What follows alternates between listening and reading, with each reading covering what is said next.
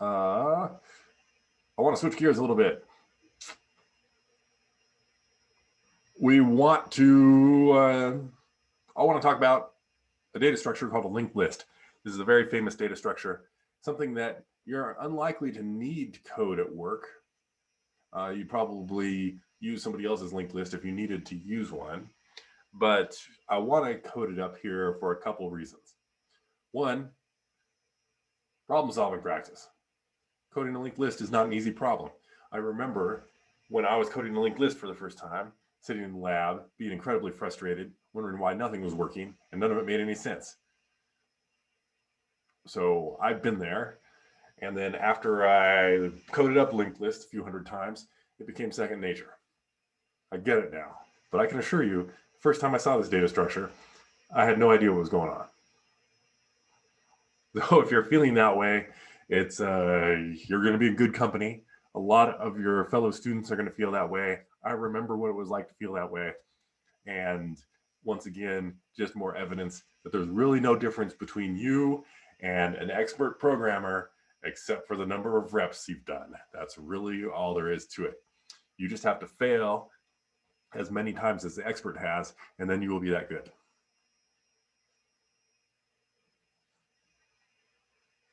But one of the things that make linked lists difficult is that whole concept of how variables work in Python. And I want to talk about that again briefly, but then push that into some more classes and how linked lists are actually put together. And we'll see how all this works. So let me start by bringing up our old friend, the finite state machine designer. And I also want to write some Python over here. And I'm just going to kind of keep track of what variables we use in Python and show them here on the finite state machine designer. And we've talked about this before with mutable variables and just regular variables. But let's take a look again, just as a refresher. So in Python, whenever you make an item like a string, it creates an object in memory that holds that value. So just this line of code right here, not doing anything with the string, this will create an object in memory and holds that value, hi.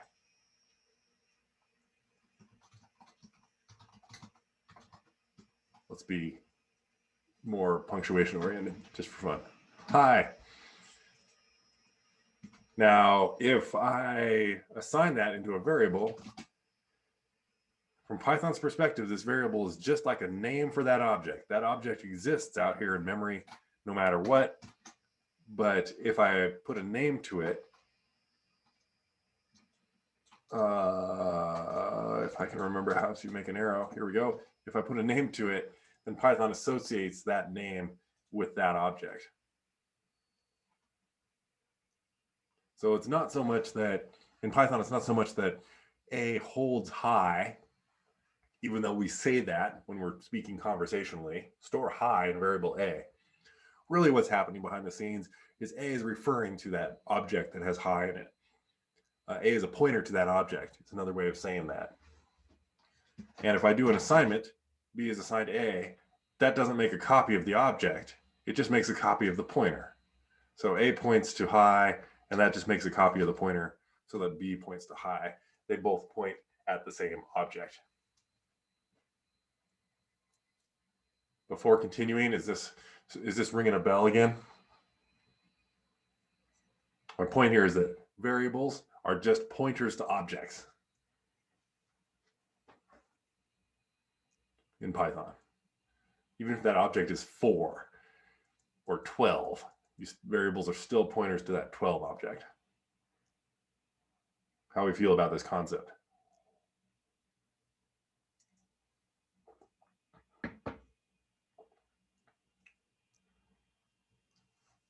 Thumbs up, yes, no?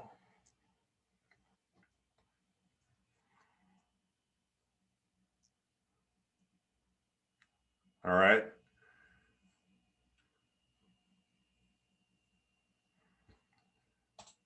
If I throw these in a class now, we still have the same effect. So I'll make a class, and in my constructor,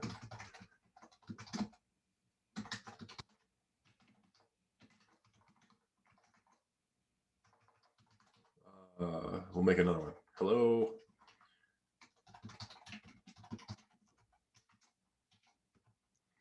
So I've done the same thing that I did here with global variables, except they're now attributes on this class. So if I make a new object,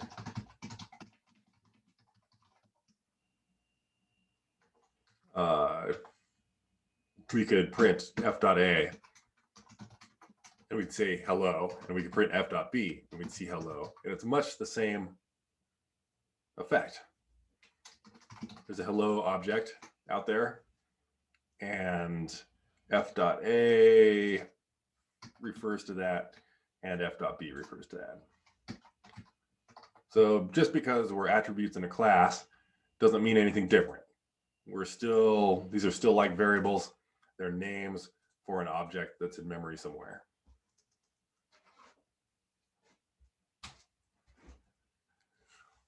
Are we still good?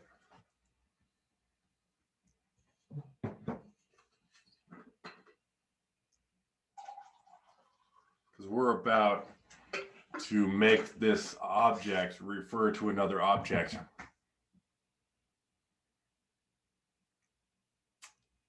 Of the same type.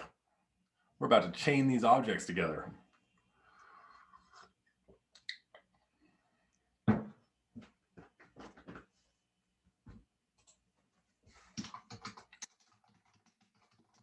going to make another class here called list node. And it's going to take a value as an argument to the constructor. And I'm going to add this variable next. And I'm going to start that off as none. These names, value and next, they could be anything. They don't have any special meaning to Python, but we're making a linked list. And by convention, these are what the names are for linked list nodes. What's that linked list going to be? It's just going to be some data. A linked list just holds data. It's a collection type. Just like a regular Python list holds data, a dictionary holds data, a linked list is going to hold data, but it's going to hold it in a particular way. And the way we have the linked list constructed is going to give it certain time complexity characteristics. Time complexity characteristics that are different than dictionaries, different than Python lists, and sometimes better.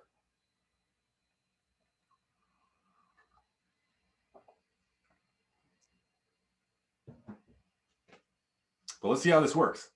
I'm going to make a list node. Oh, I should point out that none is actually an object in Python. We may have talked about this before, but none is an object. It's just an object that we use as an indicator that maybe a value isn't set, or our name isn't set, like a variable isn't set. It's not pointing to anything. We use none as that indicator. So there's actually an object that exists in Python called none. And when you start running a Python program, the none object gets created. It persists throughout the run. There's only one of them. So it's just an object with a special name. Now, what can I do with this? I'm going to make a new list node with a value. List node with a value of 1. So this will construct a new list node, which is another word for instantiate. So I got a new list node object. And so when I make that, it creates one of those in memory. And I could write the whole word list node 1 here, but it kind of gets big. So I'm just going to say 1. And when I say 1, I mean a list node with a value of 1. Cool?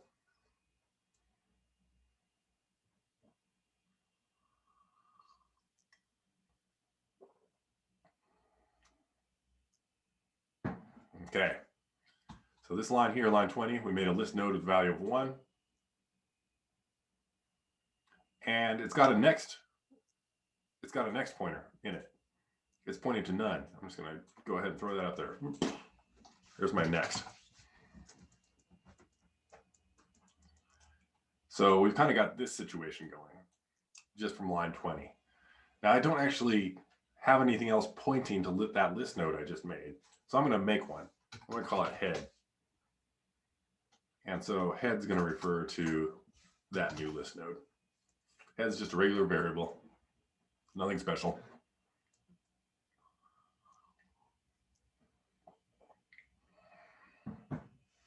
All right, I'm going to stop right here because we've just built the smallest possible linked list. This thing right here, this is, if I can rearrange my stuff a little bit, that's a linked list of one element. One thing, not much to it. We're going to fix that in a second. But before I change it, does this make sense? How we got to this point with this code right here?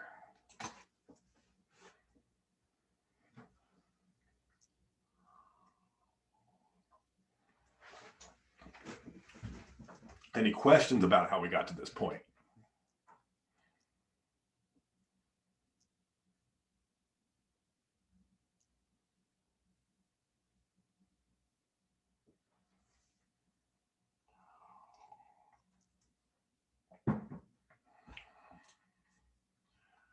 All right, so pop quiz.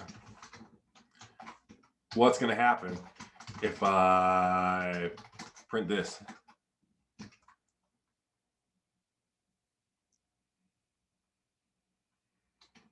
I saw Drew holding up the answer. Hopefully 1. What about this?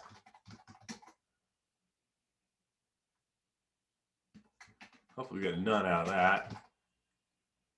And you can see that in the diagram, right? Head refers to this object, and this object's next refers to none. What about this? Oops. What do we get out of that? We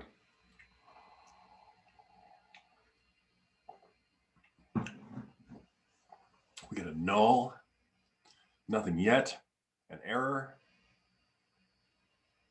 Well, let's see, head.next is none. We already saw that. So this line is very similar to printing none.value, whatever that's going to print. Because head.next is none, so that's just like printing none.value. You know, maybe let's actually, I'm going to take all this code that we just wrote, and we're going to throw that, we're going to jump back into this.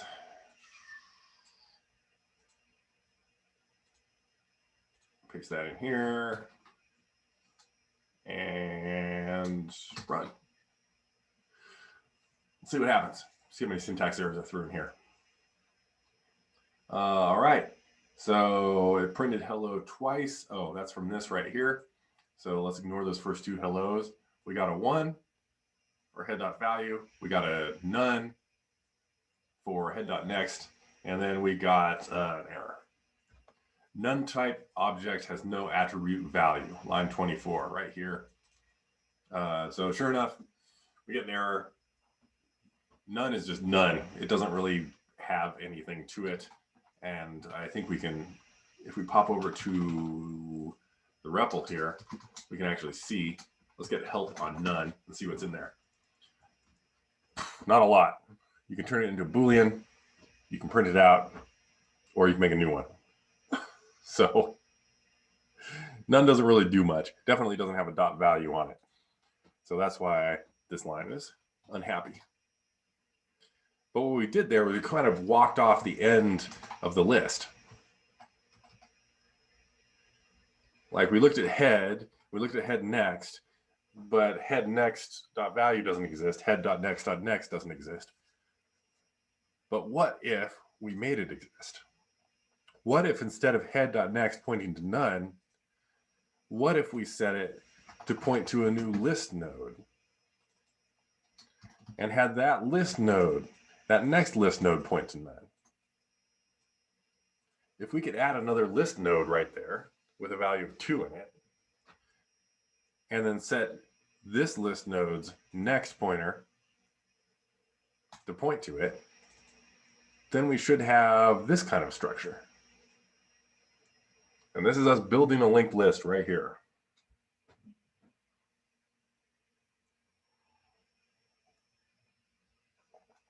I'll add some code to do that in just a second.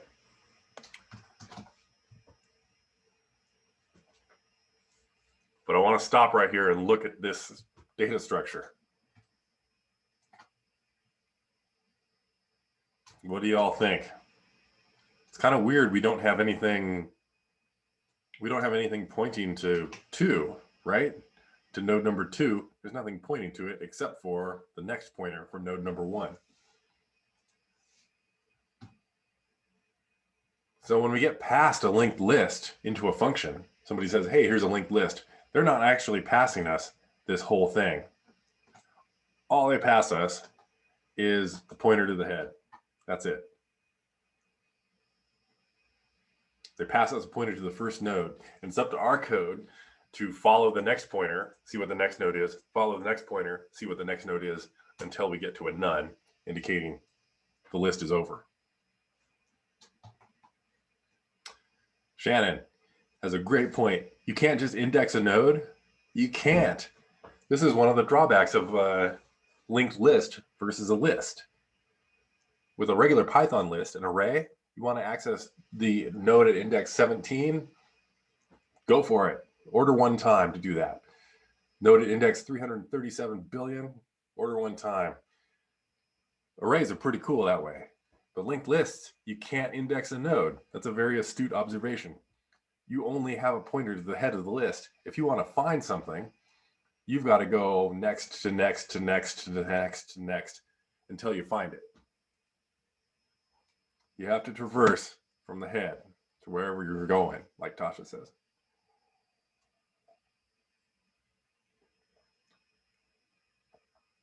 That seems like a drawback. And it is. That's one of the areas where an array beats a linked list. We call that random access, if you're curious. Have you ever heard of random access memory? It means the same thing. You're able to just choose any spot in it and be like, that one, and go get it. You can't do that with a linked list. A linked list has what we call sequential access. You have to start at the beginning and start going through it. If you want to get the 7th element, you have to count out 7 elements, and then you're like, there it is, got it. Oh, we'll do some use cases for sure, yeah.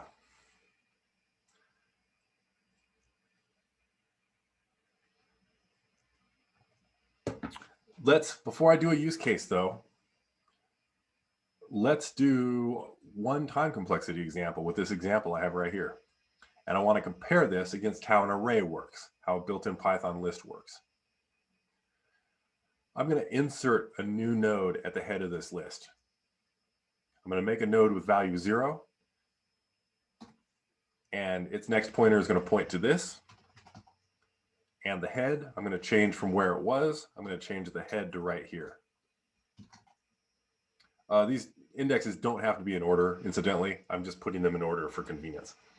Or these values don't have to be in order. So what did I just do there? Let's do that one more time. I want to insert at the head of the list. I have to do 3 things. Make a new node. I'll give this one value -1. I have to set its next pointer to point to the old head. And I have to take the old head and point it to the new head. So when I insert at the head of a list, I've got to do those 3 things. Make the new node, set the next pointer to the old head, move the head to the new pointer, to the new node.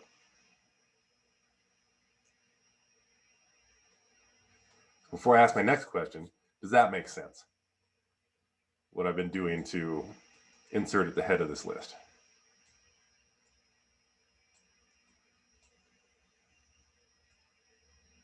Let's do just one more, insert at the head is make a new node, give it a value, set its next pointer to the old head, and then set the head to the new node.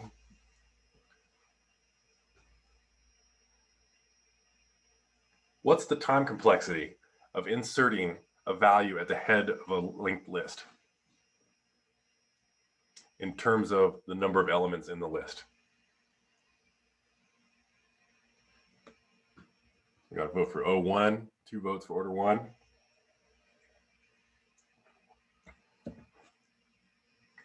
That is indeed the answer. And you might think about that in this way. Imagine this list had 38 zillion items in it that went off the screen this way. It doesn't matter how many items are out there. We still take the same 3 steps every single time. Make a new node, set its next pointer, and move the head.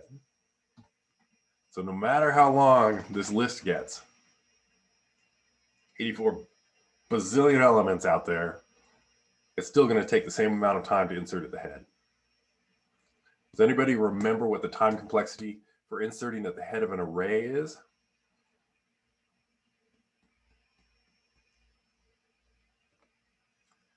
It's order n. So here's a place where a linked list beats an array. And we can use this to implement a data structure called a queue, and we'll do that later.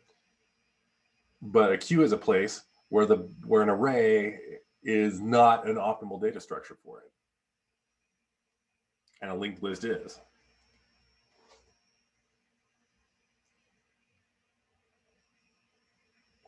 Actually, a doubly linked list is even better, but more on that another time. So I wanted to bring this up as an example of a place where indeed we have a linked list, a structure that is outperforming a regular array in one particular instance. And so when you're coding your stuff up, you're like, man, I have 84 zillion things I have to deal with, and I have to be able to insert new things at the head of this list repeatedly. It's a good data structure to use.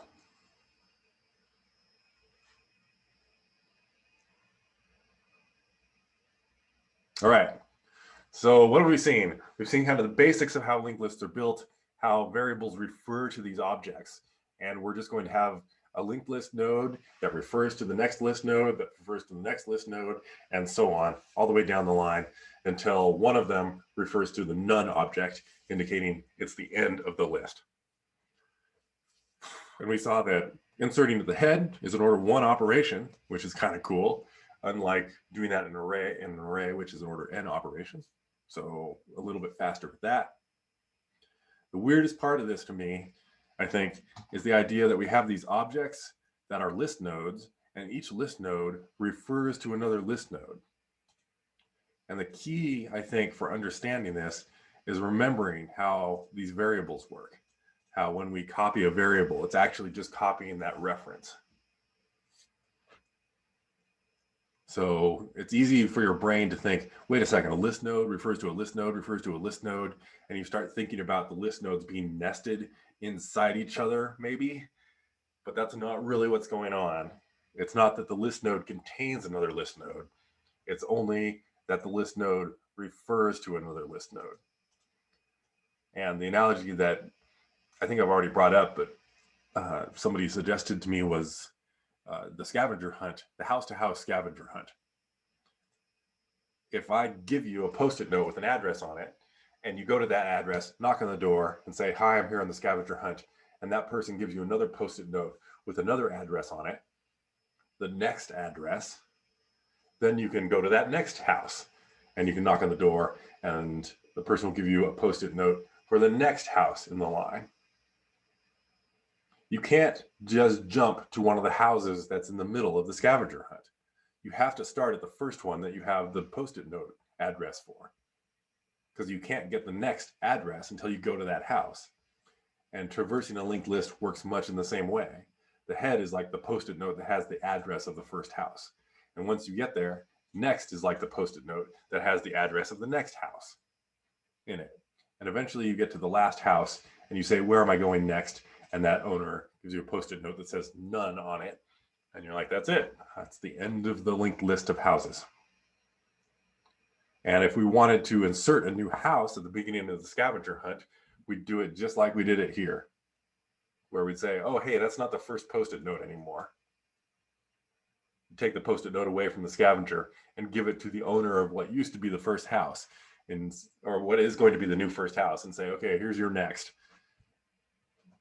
And then give a new post-it note to the scavenger with the new first house's address on it. So I don't know if that analogy resonates with anybody, but that's a real life linked list.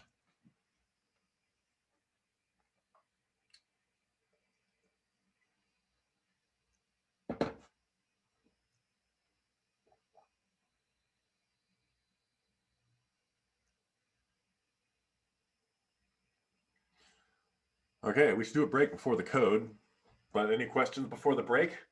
How are we feeling about this thing? What's your overall sentiment? Good so far? Shaky so far? If you said shaky so far, I wouldn't judge you at all, because like I said, the first time I looked at these, I was like, why is this crashing so much? I had to write it in C, and it was very unforgiving.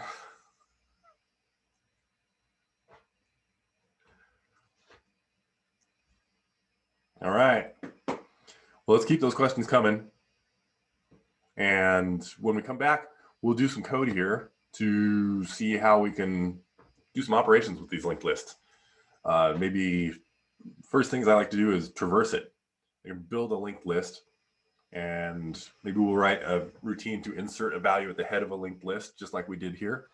Only those 3 operations. We'll insert some stuff into the linked list, and then we will maybe write a traversal to walk down the linked list and print out all the values that we get, or something like that. All right, let's do a break and grab some coffee, and I will see you all soon. And don't forget to get up from the computer for at least a couple minutes.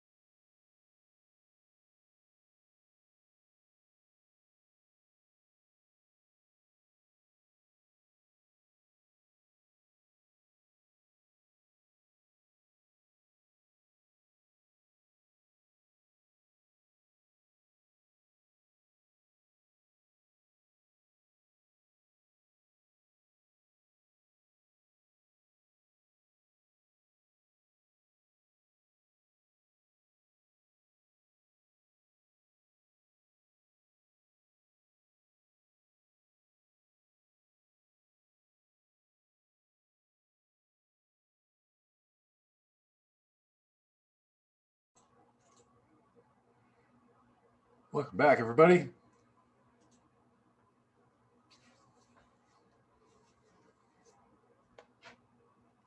All right, let's do a couple more things with these linked lists. I kind of made a simple linked list here of one element, but I want to build another one.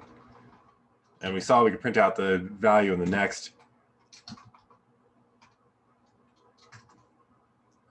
I'm going to go ahead and paste this in here, and we'll start building another linked list. So here's my list node with value of 1, and I'm storing that at the head. So that's just like we had done up here. And we printed out the value and all that. But I want to make another list node. So instead of just having head point to 1,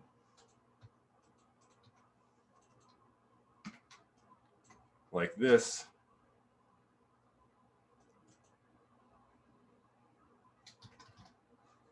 I want to throw another one in there, and I'll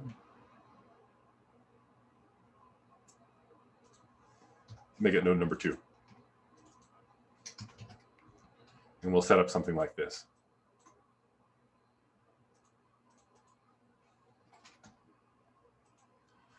All right, so this is what we're after.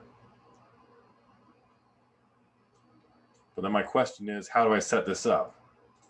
I know how to make another node. That makes another list node 2. But what do I assign that thing into? If I want to build this structure,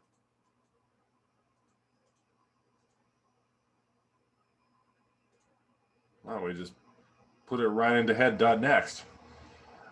The tail would be great if we had a variable called tail that referred to a tail, but we don't right now. But we do have head.next, and head refers to this node here, and this node's next was referring to none, but now I want to set it to refer to node 2. And node 2 already refers to none for its next because that was the default that we set right here. So now if we print out a bunch of stuff,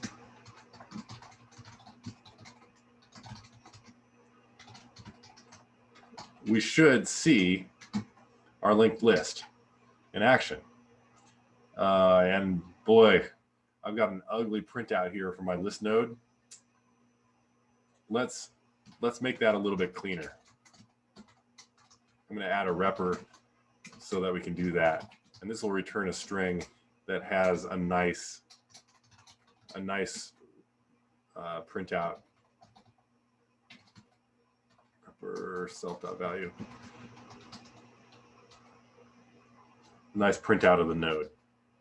So let me run that again. There we go. Now, this just gives Python a nicer way to print things. So whatever string I return is going to print out. So I'm printing out a string that has list node and its value in it. So now when I print out my list, I see something much nicer here. So head points to that first list node. Head.next points to that second list node. And head.next.next, which is list node 2's next pointer, points to none by default. So this is us printing out those 3 values in the linked list. Head.next refers to this, and head.next.next refers to this.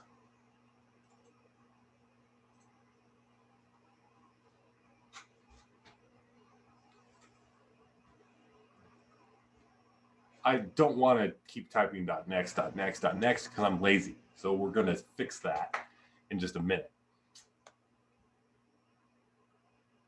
But how do we feel about this?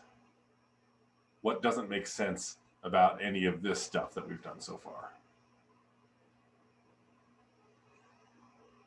Or things that we can clarify about the output that we get here? Or experiments we should try to see how things work?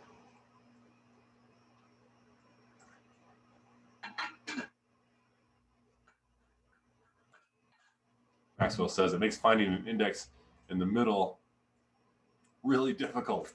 Yeah. It's not as easy as just jumping in.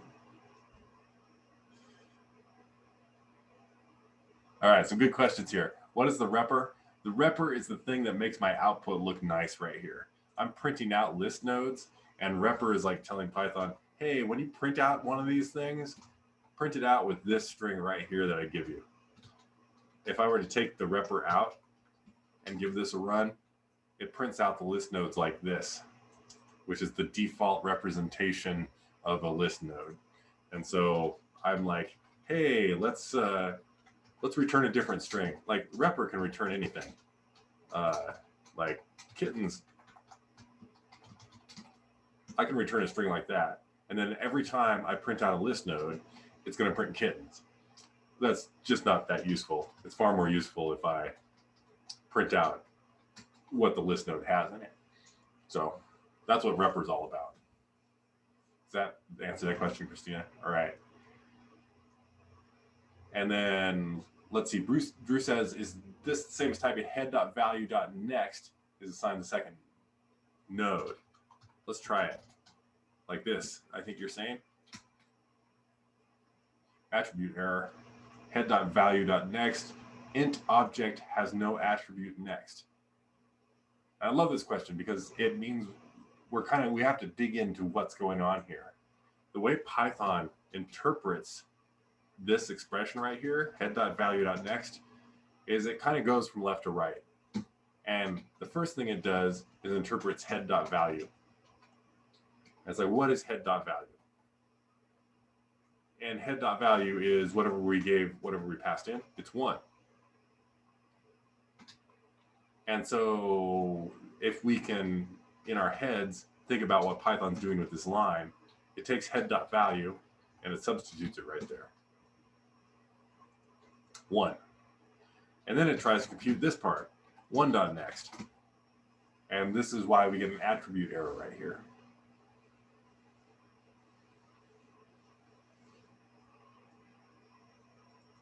Because 1 is just a number, it doesn't have a .next. List node objects have a .next, but the number itself doesn't have a .next. So remember, each list node has 2 attributes in it. It's got a value representing the value of that node, and a next, which is a reference to the next node in the list. But the value itself doesn't have a next.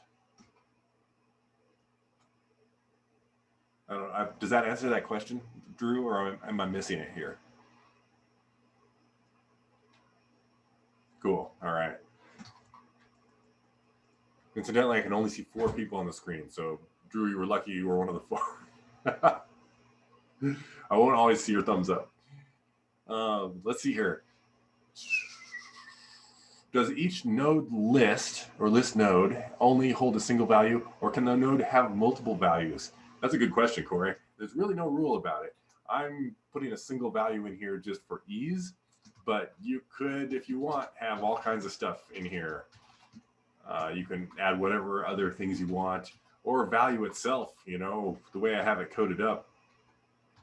Head.next. The value itself, we could even make that a container if you wanted, because Python's flexible that way. So one way to make it hold multiple things is to pass in a container for the value, or you could add as many attributes in here as you wanted. There's no real rule about it. All that it really has to have is at least one value and some way to refer to the next node.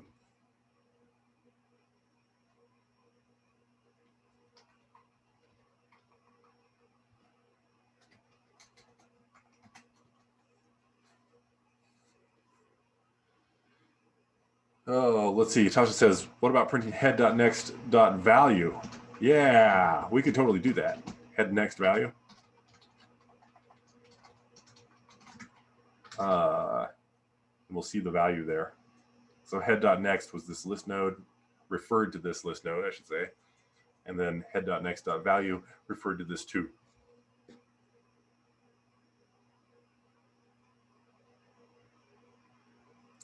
Christopher says, so a linked list is always a series of objects that are connected via reference in the next field. That is exactly right.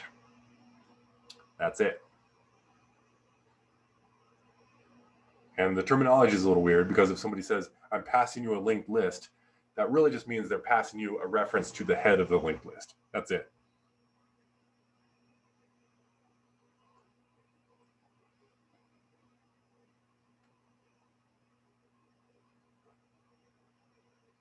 Let's see, Tatiana asks, why can't we just write return that inside the constructor? It's because Python is going to call this function every time it wants to print out the representation of this object. So we could put that in there, but I don't actually even know what a return from the constructor does. I think it might be ignored. Maybe, I'm not sure. Let's run it and see what happens. Type error. No, let's see. Init should return none, not a stir. So Python's like, hey. So the only thing init is allowed to return is none. That's it. And every time Python wants to print the thing, it's going to look to see if there's a repr method in here. Pardon me. And if there isn't one, then it will print out its default representation. And if there is one, it'll print out whatever the repr suggests we print.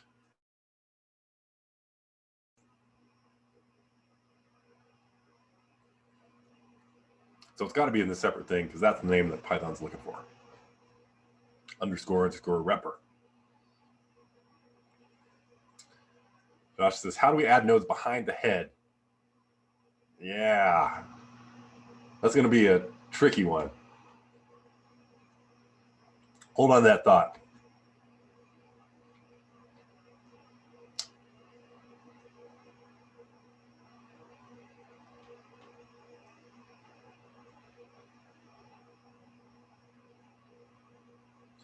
Oh, Tasha, you meant as a way to make it look cleaner without the repr. I see.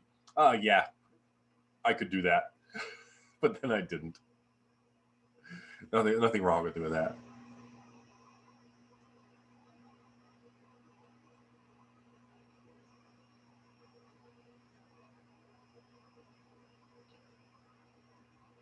So, Christopher, hold on for queues. When we get to queues, we'll make good use of a linked list for manipulating a queue. A first in, first out data structure. And queues have a lot of applications for processing things in order, basically. Did a bunch of events come in? Like the first event came in, that's the one I want to deal with. Second event came in, that's the one I want to deal with. And linked lists give good time complexity characteristics for queues. They also give good time complexity characteristics for stacks, but arrays do as well. So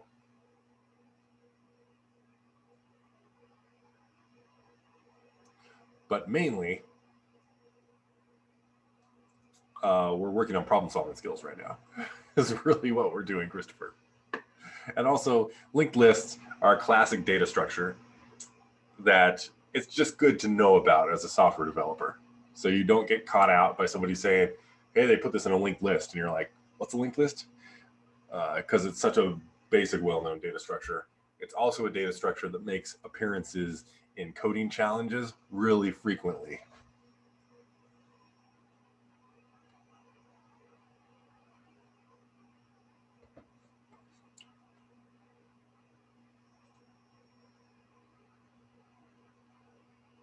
All right.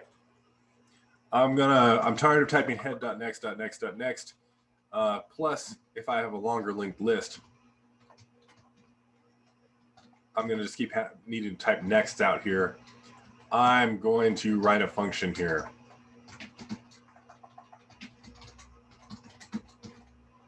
And we'll pass in the head.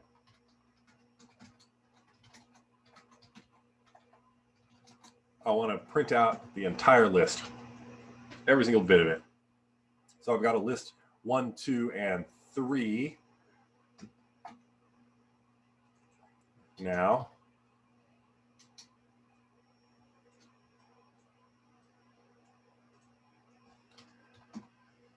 I want to print out a list of arbitrary length. So clearly I'm going to need some kind of loop. But how am I going to make that happen?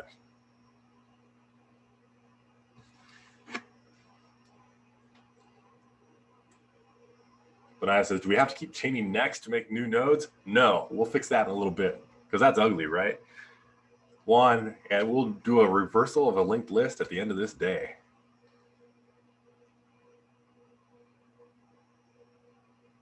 Maxwell says, is a linked list something unique to Python? An advantage of the language, like you wouldn't be able to ask about linked lists when working in JavaScript. It's agnostic. Linked lists exist in all languages.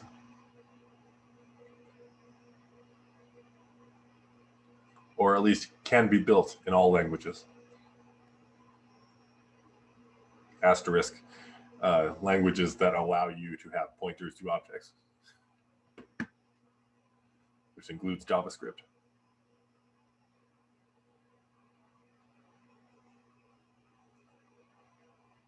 Back in the day, C was the most popular programming language out there, if you could believe it. Now it's Python.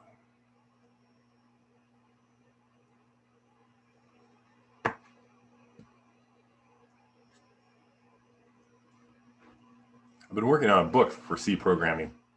Tasha, remind me to drop a link to it later. I could use more eyes on it.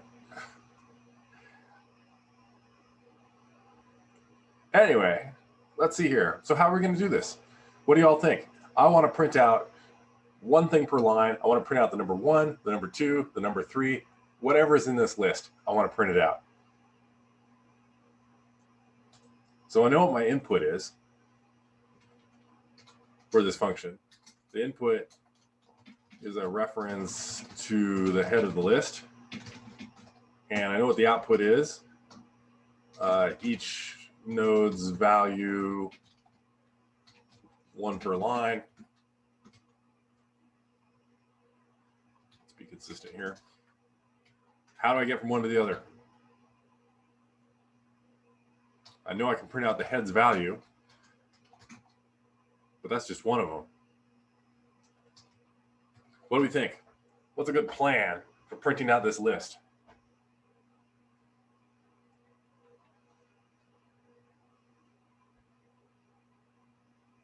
We could use recursion.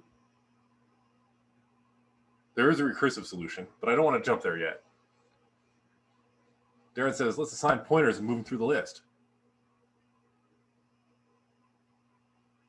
Josh has a recursive solution there. Totally works. But I want to follow Darren's for a little bit here. Let's make a new value. I'm just going to call it P and assign it at the head.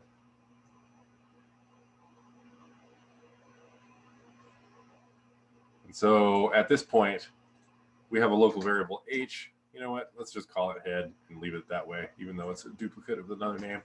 I'm going to reassign P to point to the same thing that the head points to. Where's my...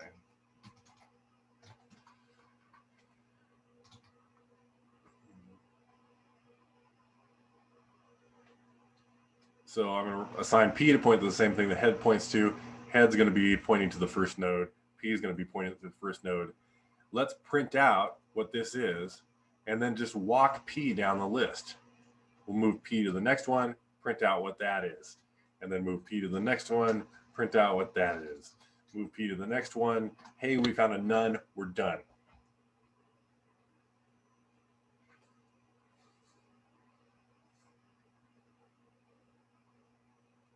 So it looks like I want to do this while P is not none.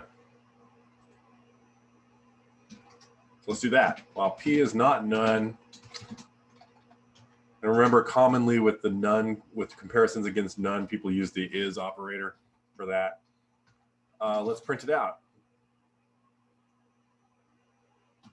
Let's print out the value. All right. If I run this code right now, what's going to happen?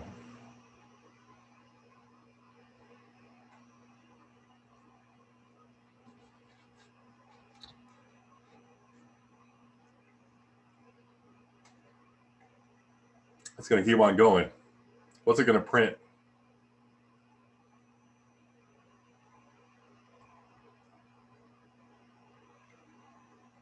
Got an infinite loop. It's going to print out a bunch of ones forever.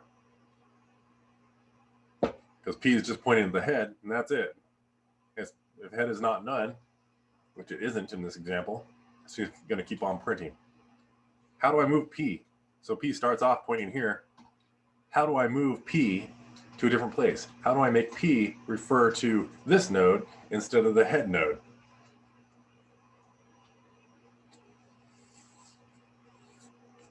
How do I, in general, how do I assign a variable to refer to a different thing? We use the assignment operator. So, I didn't want to delete that node. Boo, these are my nexts. I'm just not going to label them because I'm lazy. So we have P pointing here. We'll label this next. So head refers to this object. This object's next refers to 2. P refers to this object. This object's next refers to 2. So if I want to move P to this 2 object, all I have to do is follow either head.next to get there or p.next to get there. Either one would work on this first step, but p.next works better in subsequent steps, because if p is out here at node number 2, head.next doesn't help us, but p.next does help us get to the next node. So let's do that. P is assigned p.next. This here, what we have, is a really common pattern in linked lists. Start off pointer at the head, walk that pointer all the way off the end of the list, but as you go, do something with the node, whatever it is you're doing, and then go on to the next one. Let's run. 1, 2, 3. There it is. There's my linked list.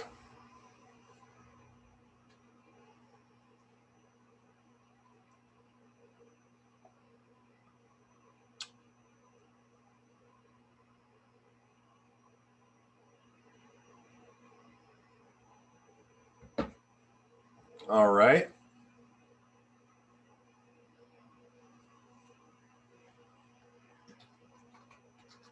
I want to write another function here. And I'm just going to open a new continuation window here. And if I can type, hello, we got focus. Really?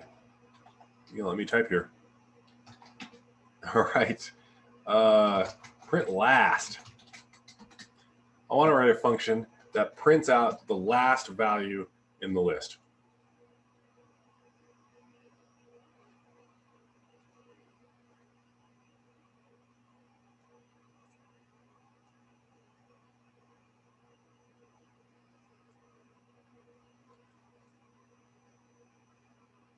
What do we want to do that? Let's see, Maxwell's question here. In Canvas, there were examples that had empty nodes in between nodes that had information. I think in those cases, we just pretend that there is some information in those nodes, or that value was empty. But it still works. As long as the nexts are hooked up right, then we're good. So Christina's got an idea here. If p.next is none, then print p. So yeah, greater question. How do we know we're at the last element in a linked list? If p is walking down the linked list from node to node to node, there's one way to know if we're pointing at the last one, and that's to look at the nexts. So if p is pointing at node number 1, then next doesn't point to none, it points to something else. If it's at node 2, next does not point to none, it points to something else. But if it's at node 3, next does point to none. That's how we can tell we're at the end. So same type of while loop, we can get there.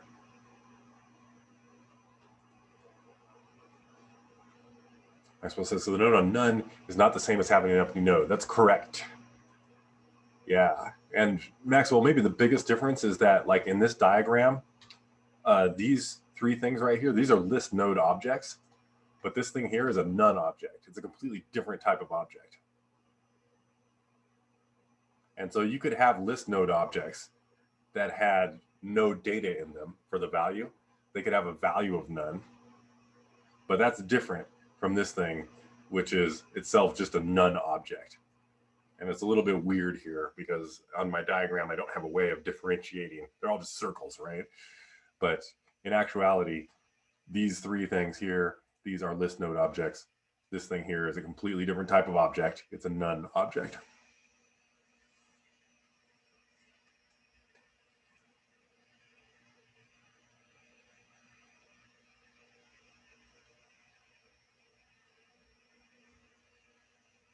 Does that help, Maxwell, on that one?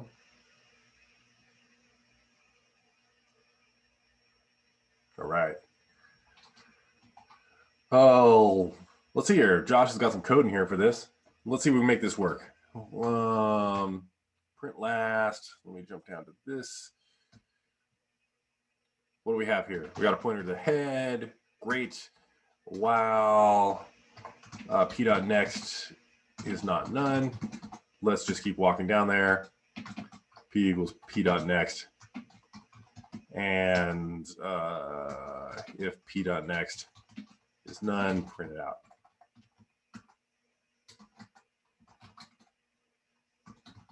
Print out the value there. Oops, I didn't want to make one of those. I always hit the wrong thing. Delete. Run.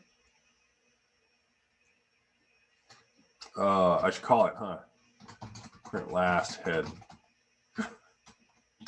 Maybe calling it would actually work well. 3, that's the last thing.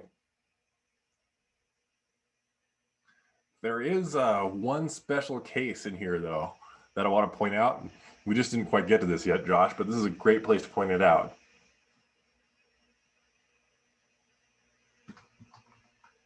If the list has nothing in it, usually that's just represented by none. So an empty list might be just represented by none, and print last empty list. If I run that code, I think we might have a problem. Yeah, well, P.next is not none. So oftentimes we should special case these things. This is the easiest way out of it. Come up here and be like, oh, hey, if head is none, let's just return. Forget it. Let's get that special case out of the way.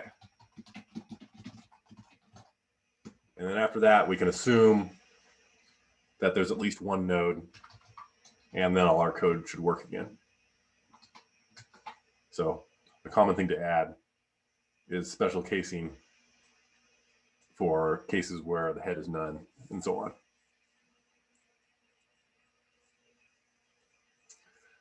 Christopher has a great question here. Can you make an attribute that refers back in the list? Yes, you can.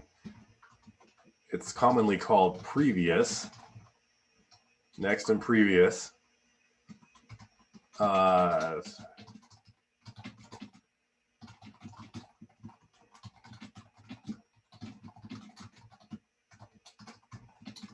And that makes it what's called a doubly linked list. If you have a next pointer and a previous pointer, it means you still have to you have to manipulate twice as many pointers, but you can move backwards and forwards in the list really easily, and it actually makes deletes a lot easier. So doubly linked lists are pretty common, even though there's more pointer juggling in it. But I don't want to talk about that quite yet.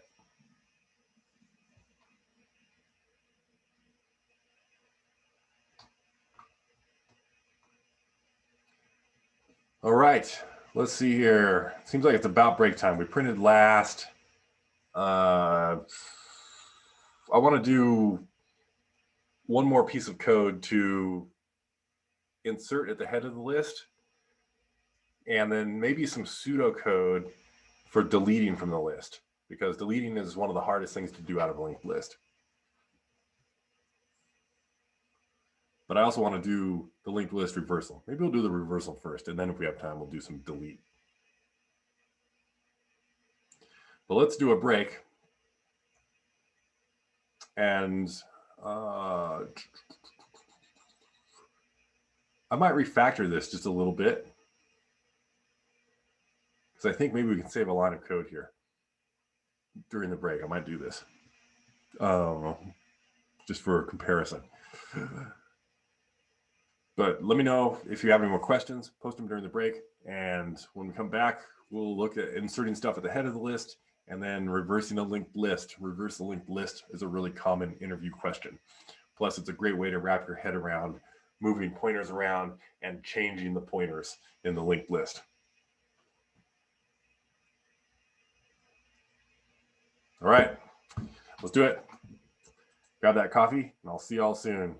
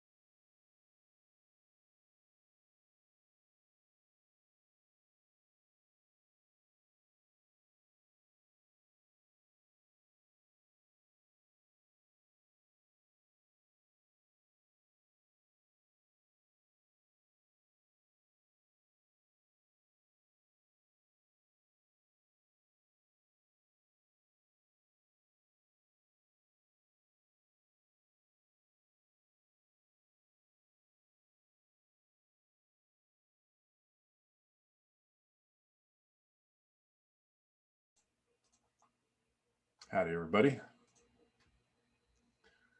Turns out that was exactly enough time for me to make another pot of coffee.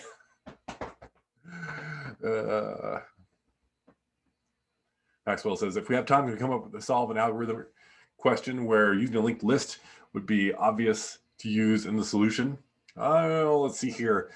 It would be something Q-like, but let me try to think of a good one. And the one we're going to do is reverse a linked list, which is actually maybe a little too obvious from the title.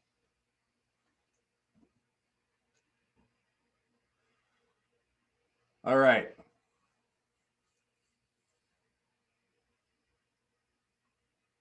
Christopher says, why did some human come up with a linked list? Because of the time complexity characteristics for inserting to the head. That's pretty much it. Insert from head and delete from head in order one time. You can add more pointers, put a pointer at the tail, make it doubly linked lists. You can get order one deletes from the middle of a linked list.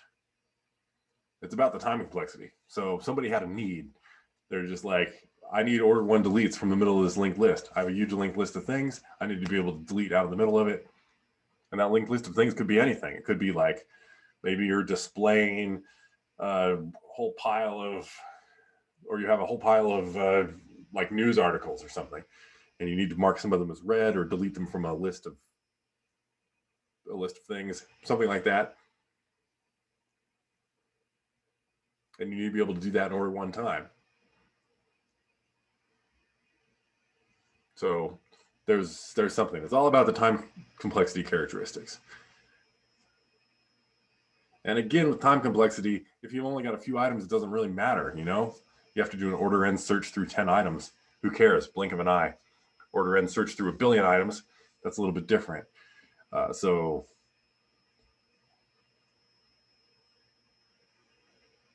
And this is a bit of a hand-wavy answer, Christopher, even more hand-wavy than the one before. So I was a little bit reluctant to bring it up, but I was thinking during the break, it's almost like you never know. You never know when the knowledge you have about linked lists is going to come in useful. But it probably will at some point in your career.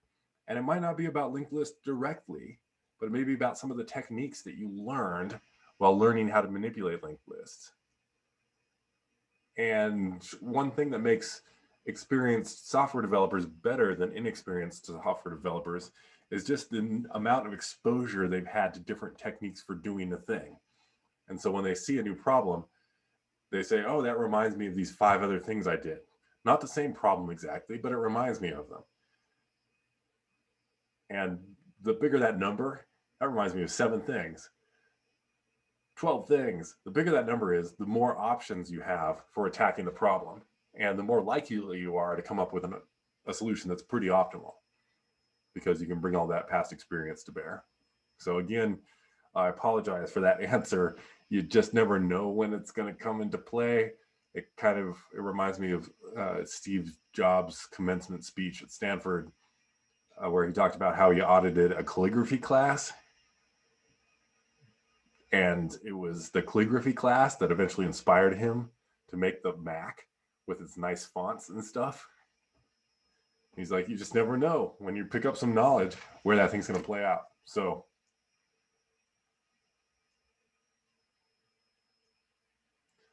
Josh says, helps us understand Git, which is true. We're going to talk about that later when we get to graphs, because Git uses a graph to represent its commits, and a graph is a general form of a data structure, of which linked lists are one. Linked lists are graphs. Dakota says, you can fit your brain too well to the training data. You got to be good at generalizing, just like an ML model. It's true. It's totally true. Businesses love to do novel things. They stand out by doing novel things. And by very definition, novel things are things that you probably haven't seen before.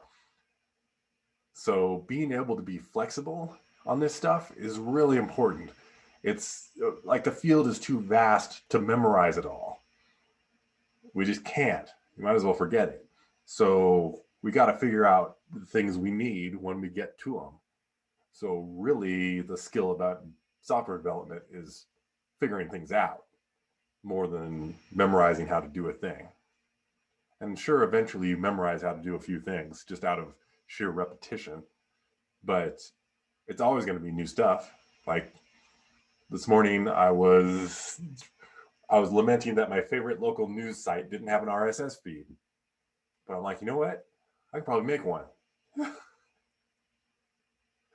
What am I going to do? I'm going to learn some stuff. I don't know how RSS feeds work, but I'm pretty sure I could write a Python program to go scrape a web page and pull headlines and URLs out of it and probably turn that into a thing. And I know from past experience that there's a program called cron that I can run on this server that will run a thing periodically and generate the feed. I don't know.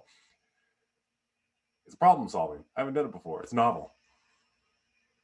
And there's no place I can Google, like, how do I create an RSS feed for my local news site? Just got to figure it out.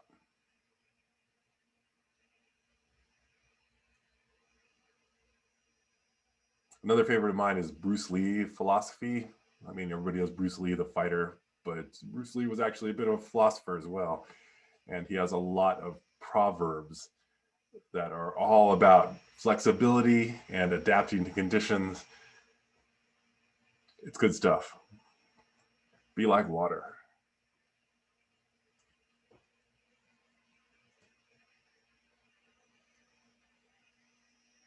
And it's a goal like of mine, and I think it should be a common goal for software developers to just be good in whatever medium you end up in.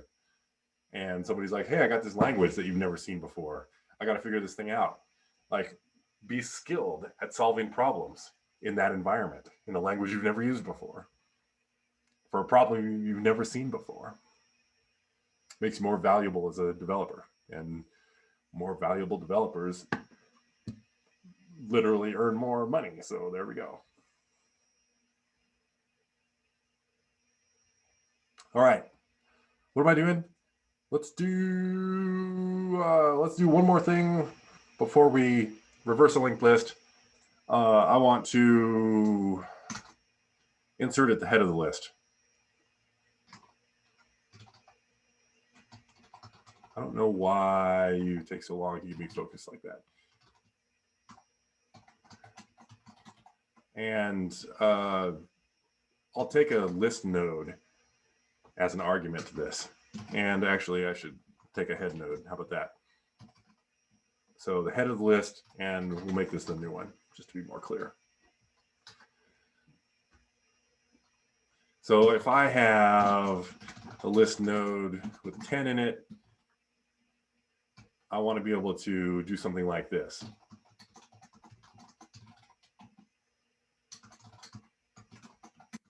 Put a new list node at the head of the list.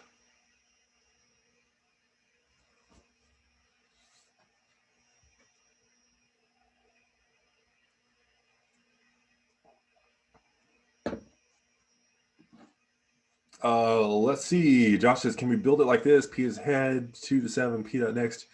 List node I, P equals P dot next. I think so. I think that would string together a bunch of numbers. That seems right. But here I just want to put in a single list node at the new head. So how are we going to make this work? So I've built a list here that has a 10 at the front, and I want to insert a 9 at the front of that. So I can blow everything else here. I've got a 10 at the front, and head is pointing there. And what I want to do is put a 9 over here, bring up the 9 like this with its next, and then move head over to here. Move head over to the first one. So the new node has to become the head. Yeah. But let's start with the next. How do I set the next to point to this 10? What line do I have to put in here to make that happen? New node.next is what?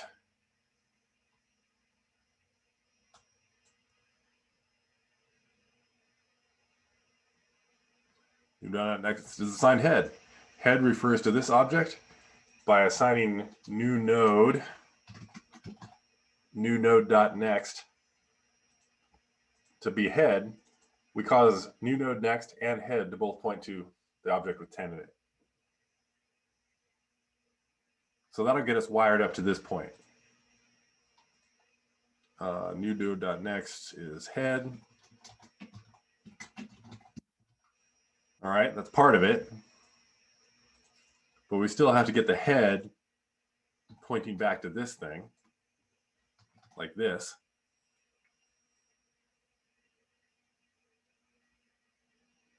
How am I going to do that? Head is assigned new node. Yeah, new node refers to this. If we say head is assigned new node, they'll both refer to that. Great. So we're just juggling pointers around here.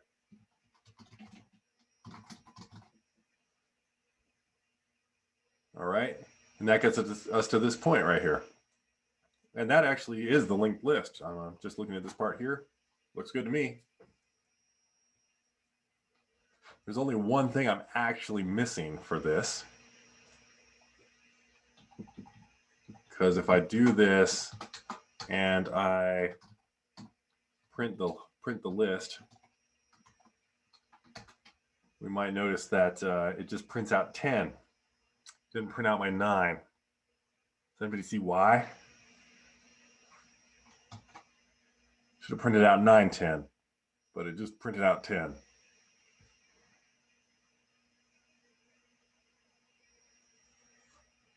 Kind of an insidious little bug here. Does anyone see it?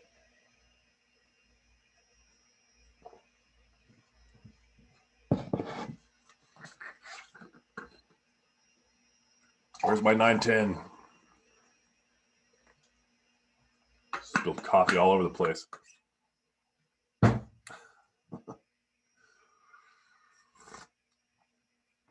do have that 10 hard coded in there, but I still feel like the 9, the 9's hard coded too. It should have inserted the 9 node before the head node. I have to return that thing. There are actually 2 different variables here. There are 2 different head variables. Let me rename one of them just to drive this point home. This happens a lot. I'm going to rename this one to H. H is just a local variable. Head was just a local variable too. It just coincidentally had the same name as this one. So really what's happening here is that head points to list node 10, and then I call insert at head, I pass head in, and H becomes that, as if by assignment. There's like behind the scenes, Python is doing this implicit assignment. It's saying H equals head, the global head, I should say. So Python does this assignment right here when you run the code. And so we end up with an H pointing right here. And, oh, sorry, I should take this out. Head points at 10 back in global scope. And initially, H points to the same thing that head does. But then right here, we say H is assigned new node. That changes where H points. H was pointing at the head, but now it points at new node. But the head back in global scope still refers to the 10. That's why we're getting the 10 printed out of it. We need to do exactly what the code has said. We need to return this H and assign it into the global head. So let's do that. H is like the new head, right? So let's return it. And then we'll reassign it out here. So the new head becomes whatever the old one was. Now if I give that a run and I print the list, now we're getting both our nodes out. And I should be able to do this a bunch of times. Let's add them in order. 8, 7, 6. And we see our linked list coming out of it. Notice the linked list is printing out in reverse order that we're adding them, because we're always putting this in at the head. But unlike an array, this is order 1 over the length of the list. No matter how big the list is, this code takes the same amount of time to run. There's no loop in here.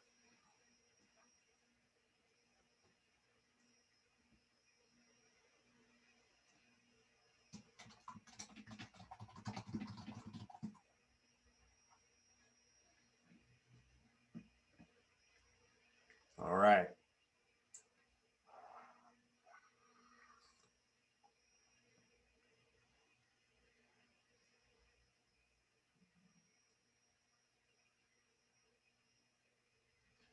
What do we think about that?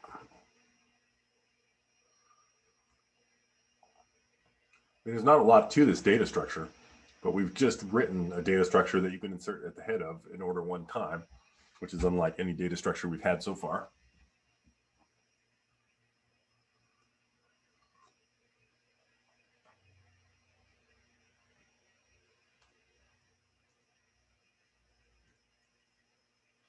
The only thing I want to do, only in quotes, thing I want to do last is reverse a linked list, but questions on how insert at head worked. It can be tough. Lines 2 and 3 there, this pointer juggling, where we're like rearranging pointers. This has got to point back to this. This has got to point over to this other thing. It's like you have this diagram and you're rewiring it. You've got all these pointers all over the place and you're rewiring where they go. H used to refer to this, but through assignment, we could say H is assigned new node, and that causes H to refer to the same thing that new node refers to. So using assignment statements, we can change all these pointers around. We can rewire the list, add nodes, delete nodes, and so on.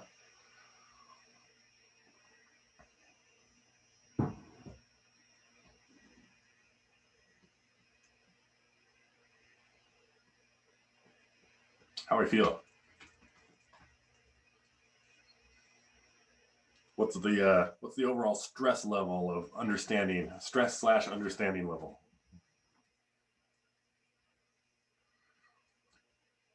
Maybe that's a hard thing to reply to because one of those is positive and one's negative, but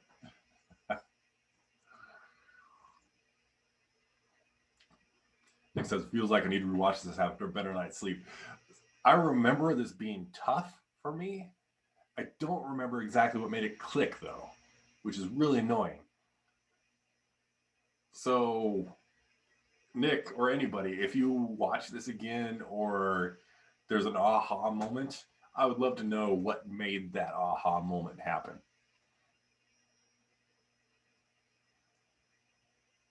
Because like I said, I can't remember what it was for me.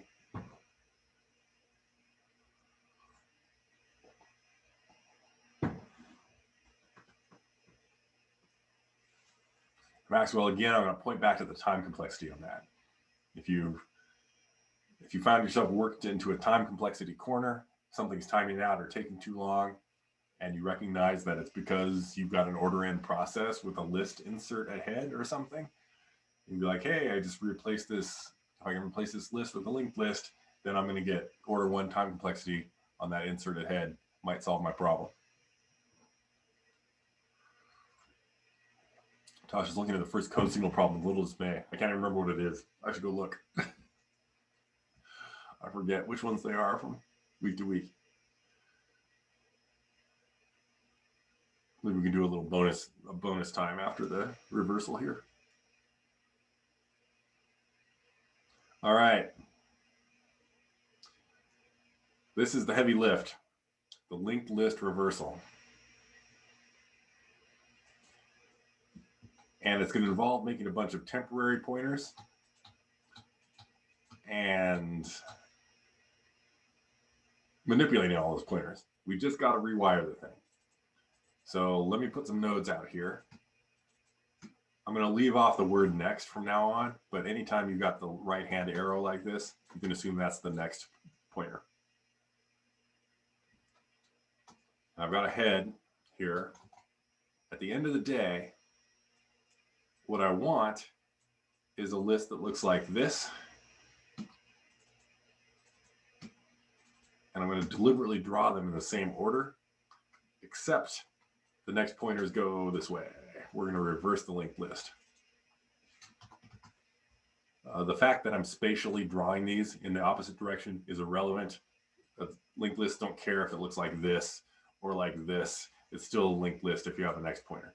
I'm just drawing it backwards to kind of indicate that I don't actually want to build new nodes. I just want to use the same nodes. All I want to do is rearrange those pointers. So I want to walk down this list and I want to rearrange the pointers so that they point the opposite direction. Whew. Just that. How hard could it be? We already know how to walk down a list. But we got weird cases here. 1 used to point to 2, but then it's going to point to none. 3 used to point to none, but it's going to point to 2 afterwards. And head used to point to the 1, but then we need head to point to the 3 when we're all done. Holy cow. How are we going to make this happen? How are we going to reverse all these pointers by walking down the list?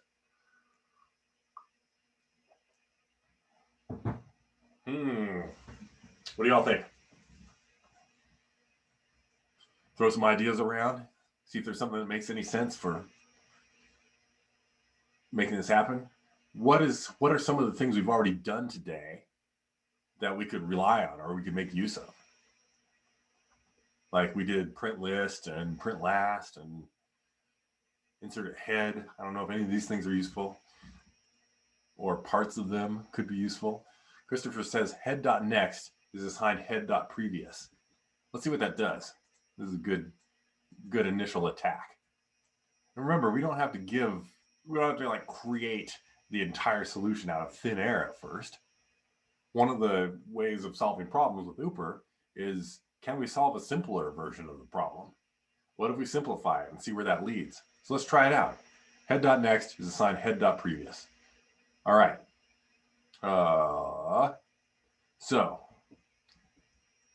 We don't have a head.previous. Where are we getting the head.previous?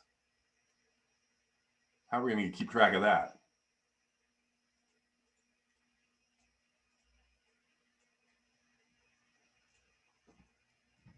I like the way we're thinking, though, because if we could somehow get back to the previous thing, like what line of code would we need if we wanted to just take this pointer here and turn it around or sorry, that's not the same pointer. Take this pointer here and turn it around so that it pointed from 2 to 1. So how would we take 2's next pointer and change it from here to here? What line of code would that be?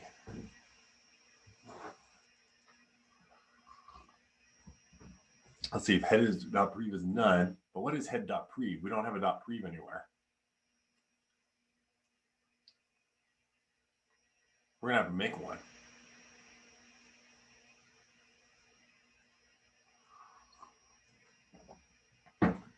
But this line of code here, to reverse this pointer, 2 is head.next, right? So I could say head.next, which gives me the 2, .next, which is this line right here, is assigned head. So that would turn that pointer around, which is like a little bit closer to what we wanted. But now we got a weird old thing like this loop, and there's no way to get to 3. We've just lost our way to get to 3. We don't have any reference to it. And if nothing refers to an object in Python, it gets garbage collected. So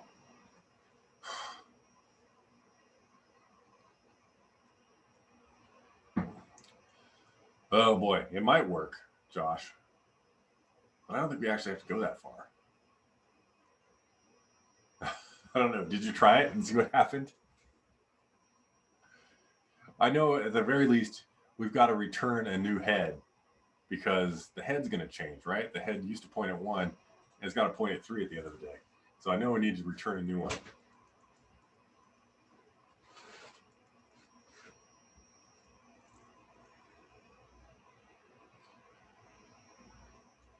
So let's see here. Create a new pointer for prev. All right, let's see what we're doing here. I like this. Let me undo this change right here. Let's make a new pointer. There's no law against that. We can make as many variables that refer to an object as we want. So let's make a new one. Previous is assigned head. There we go. And head is assigned head.next. So head's going to move from where it is to head.next, which is right here. All right. Now we're getting something.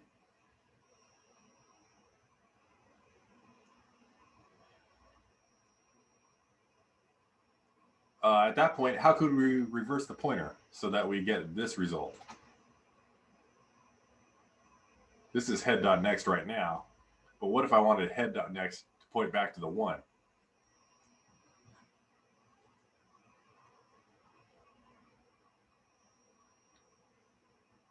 What would be the line of code for that?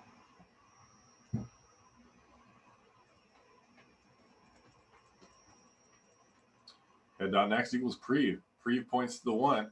So you could write head.next, which is this guy, is assigned previous. It used to point to 3, but the previous is 1. So head.next, which used to point there, now going to point here. All right.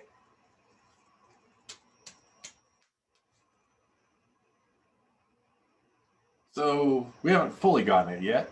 1's next should point to none, but it doesn't. It points to 2. So we might have fixed that up somehow. And we have no way currently of getting to node 3. Like, I don't have any pointers to node 3 at all. So if we were walking down this list, we would just be kind of stuck because we wouldn't be able to get to 3 anymore. Because when we did that reassignment from here we had a way to get to 3. But when we reassigned head.next to be previous, we took away that thing. So let me give you I was going to say pointer. It's a horrible pun. Why don't we keep track of head.next? Let's just make another variable. Old next. We'll assign it head.next. That way, when we rewire this thing, we're still okay. We still have a reference to get to that 3.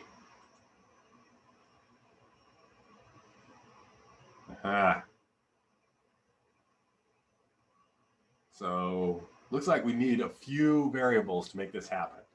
We need a previous and we need a current, which in this case we were calling head because we were moving the head around, which is okay because head's a local variable. We can move it around without changing anything. And we need another one looking ahead a little bit so that we can continue on with the linked list after we break that reversal.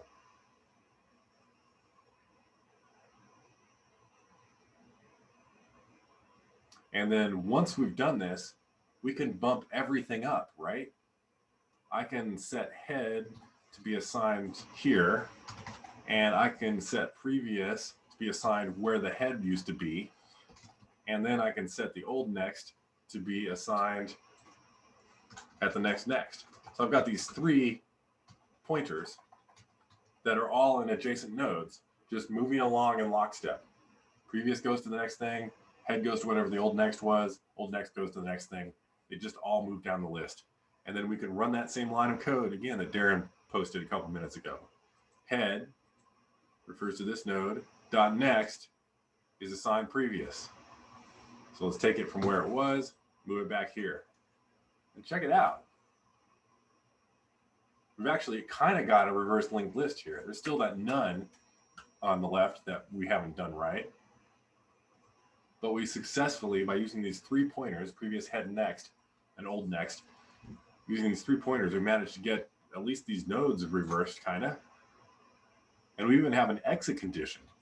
If old next is none, we know we're done. And head points at the new head even. So this seems pretty close to what we're after. We're just missing this pesky bit out here at the end with the none. And so because we only got 2 minutes left, I'm going to take exactly this algorithm that we've just come up with the previous and all that stuff. I'm going to code it up, but I'm going to make a slight change to the way previous and head work. I'm going to call head cur instead. We're going to just bump that down the list just because I don't like messing with the original head variable for some reason. I don't know. There's no real reason for me to do that. And then I'm actually going to start previous out at none. And I think the same algorithm will work if we start the current out at the head and we start previous at none. I think we can make it all work.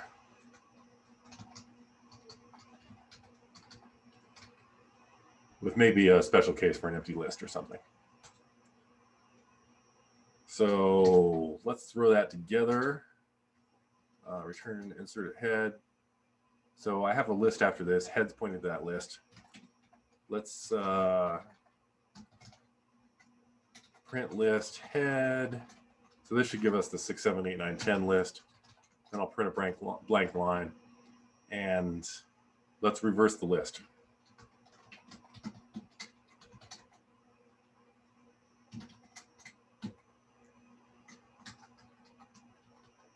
And so I'm going to start off with previous being none and current being the head. So let's check out our list here again. Let me unbreak all this stuff. This goes to here, this goes to here. Previous is none, old next is nothing. All right. So head points to the head of the list. I'm going to assign cur to be the head, and previous is going to be none. Just like that. And this should be lowercase. So that'll be my start.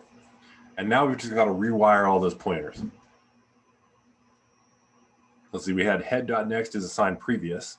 Oh, and we wanted to do this until the old next wasn't none. So let's initialize an old next too. Cur.next. So if I initialize old next to cur.next, that should be right here. So we've got this situation right now. All these pointers floating around. I'm not going to move head at all. I'm just going to leave that. I'm going to leave this there permanent like. But I'll move cur, old next, and previous. And I know I wanted to do that until old next became none. So let's do it for that long.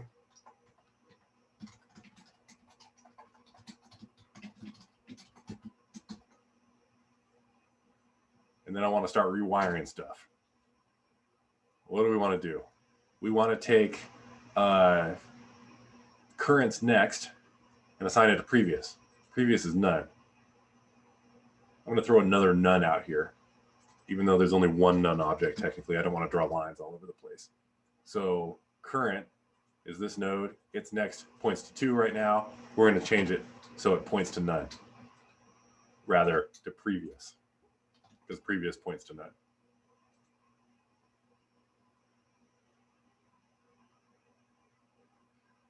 And again, there's only one none object. I've just drawn it twice for convenience. So let's rewire that. Current.next is assigned previous. Great. And now I want to move everything up. So I want current to become whatever old next is. So I want current to move from here to here. So let's do that. Current is assigned old next. That'll move it. I want previous to become whatever current was. But I've already blown it. I moved current too soon. Let's not do it yet. First, let's move previous to whatever current is. All right, let's do that first. And then after that, let's move current to old next. And then after that, old next can go to its own next to get to the next thing. So old next can move to its next.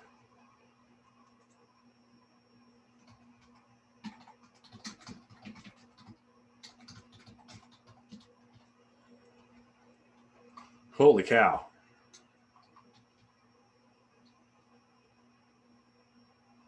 And I think that's the main loop.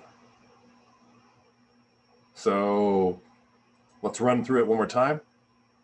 Is old next none? No, it's not. Let's assign current next equal to previous. So that means current's next changes from pointing to 3 to pointing to whatever previous points to, which is 1. So current's next reverses. Next thing, previous becomes current. So previous moves from its node to current's node. Next thing that happens, old cur becomes old next. Cur was pointing at 2, but now we're going to point it at the same thing that old next points to. And lastly, old next is going to point to its next. Uh-oh, I think I have a bug in here. It's like we're almost done, but we're not quite done. But my while loop's going to quit right now because old next is none. So maybe I don't want to quit when old next is none. Maybe I want to quit when current is none. I couldn't do it without the old next, Tasha, because if I back up a phase here, let's back up. So I'll back all 3 pointers up. Cur. Let's say we didn't have an old next at this point. If I didn't have it, I wouldn't be able to move cur.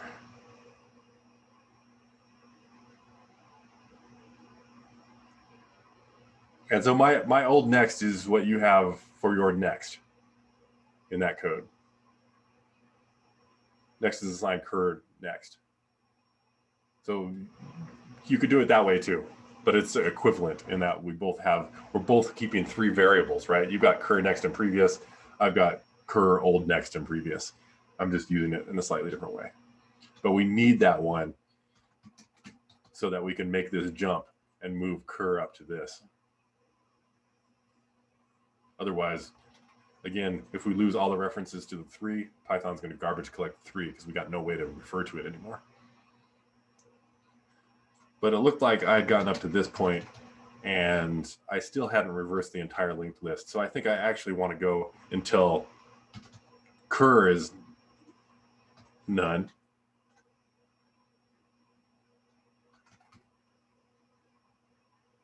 So let's see if I can make that work without causing it to crash. So because I want to do all this stuff. What's tripping me out is my old next is going to bomb on this line right here. So if I go while cur is not none, then let's finish this off. The next is going to go here.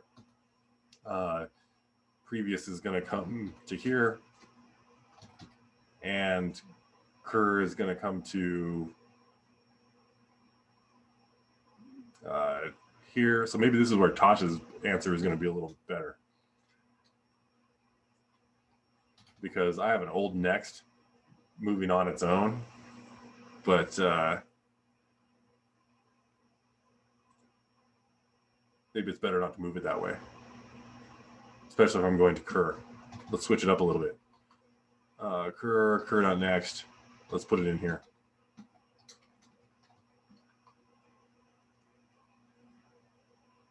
Cur is not none. So I think that'll fix it.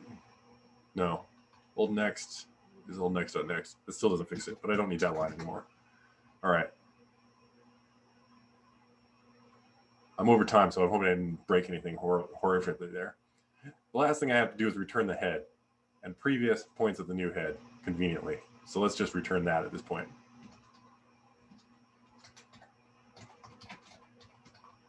So now I should be able to head equals reverse list head and print list head. I don't know. Let's try it. How many bugs can we possibly have? There we go. So here's the list forward, 6, 7, 8, 9, 10. Here's the list reverse, 10, 9, 8, 7, 6.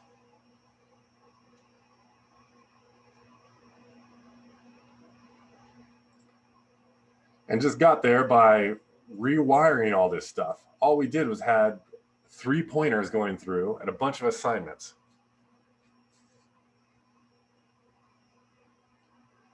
Note, if this had been a doubly linked list with pointers to previous and next, all we would have had to do is go to the tail and run through all the previous pointers, and we would have gotten the list out backwards. But this was a singly linked list, so there we are. But what we just did, that's a lot of pointer juggling. And you got to think very specifically, like, I have this pointer right here. What is this? This is the 2 nodes next pointer. How can I get there? Previous.next gets me to this. Like, you have to be able to follow the data structure like this. And this is something that applies not just to the linked list, but any data type that refers to any other data type. It's all set up in memory like this. So being able to follow those and be able to understand that by a reassignment, you're actually moving these references around, that's something that works everywhere. not just in linked lists. Christopher says, is it worth making a doubly linked list as a default? So kinda, I think you got to juggle more pointers, because if you delete a node, you have to like rehook up all these previous and next pointers, not just next pointers. But on the other hand, it makes moving back and forth a lot easier, and actually deleting nodes is a lot easier. And if you have a reference to a node on a doubly linked list, you can delete it in order of one time. Whereas if you have a reference to a node in a singly linked list, it takes order n time to delete. More on that later. But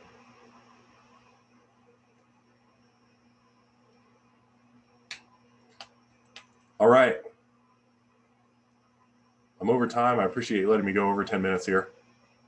But I would expect at this point that you are all experts. I'm kidding. I would expect at this point that most of you are like, holy cow, what is even going on with all these references to things and the previous and the cur next and the so it takes practice to wrap your head around these things. But when you do, like I said, you're not just better at linked lists, you're better at envisioning any data structure that has references to any other data structure, which is something you've actually already been exposed to. You just didn't think about it that much, probably. So Brandon says, at least we're not reversing nodes by K groups. There was an infamous challenge question that we dropped because it was just hard. All right, gang. Definitely keep the questions coming. You want to stay on top of this stuff, because we're going to go from linked lists to trees, which are a more general version of a linked list. We're going to go from trees to graphs, which is a more general version of a tree. So having the basics here, the basics of understanding that you have a node that has a variable inside it that refers to another node, that basic concept, work hard on cementing that and driving it home. And if it's not seeding right in your brain, definitely reach out on the help channel, because we're going to use that concept, a node that refers to another node. We're going to use that over and over again for the next 2 weeks.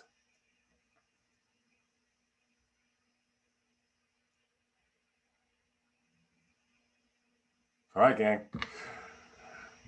Have fun hacking on the stuff today.